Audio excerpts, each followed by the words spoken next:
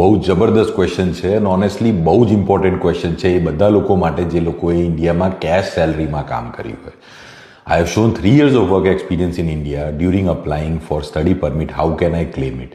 I would say this is something which is very important કે તમે તમારા documents પૂરા જસ્ટિફાય કરીને મૂકો છો, તમારી સેલેરી સ્લિપ્સ મૂકો છો, તમારા એક્સપિરિયન્સ લેટરના ડોક્યુમેન્ટ્સ મૂકો છો, plus over and about that તમારા ઇન્કમ ટેક્સ રિટર્ન કે જેમાં ઇન્કમ દેખાતી હોય એ મૂકો છો, તમે એમ્પ્લોયરનો સપોર્ટ લેટર મૂકો છો, અને this is how you are going to claim this experience plus immigration refugee protection act and રેગ્યુલેશનના રિલેવન્ટ સેક્શન્સ, ફેડરલ કોર્ટના રિલેવન્ટ કેસ લોઝ કે જેમાં કેશ સેલરી ક્લેમ કરી શકાય છે અને પાસ્ટમાં આવા ઇન્સ્ટન્સીસ થયા છે. આ બધું કીધા પછી પણ આઈ would recommend two book a consultation. અને આઈ વુડ ઓલ્સો રિકમેન્ડ કે IRCC યુઝ્યુઅલી કેશ સેલરી પર રેડ ફ્લેગ કરી દેતી હોય. એ લોકો ડાઉટ જ કરે કે આ એપ્લિકેશનમાં પરફેક્શન છે કે નહીં, આ એપ્લિકેશનમાં કોઈ પ્રોબ્લેમ તો નથી, આ એવું તો નથી પર્પઝફુલી તમે આ એક્સપિરિયન્સ બતાવ્યો છે which is just to manage the gap or bridge the gap in your application.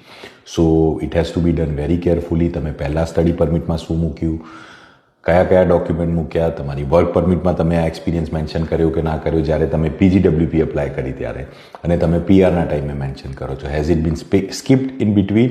આ બધી વસ્તુ જોઈને એપ્લિકેશન થતી હોય. So if in case case salary હોય, I would recommend to hire someone કોઈની જોડે ઇમિગ્રેશન એપ્લિકેશન જાતે કરવા કરતાં પ્રોફેશનલ એડવાઇસ લઈને કરવાની જરૂર છે, બિકોઝ PFL આવશે જ, એના ચાન્સીસ આર પ્રીટી હાઈ.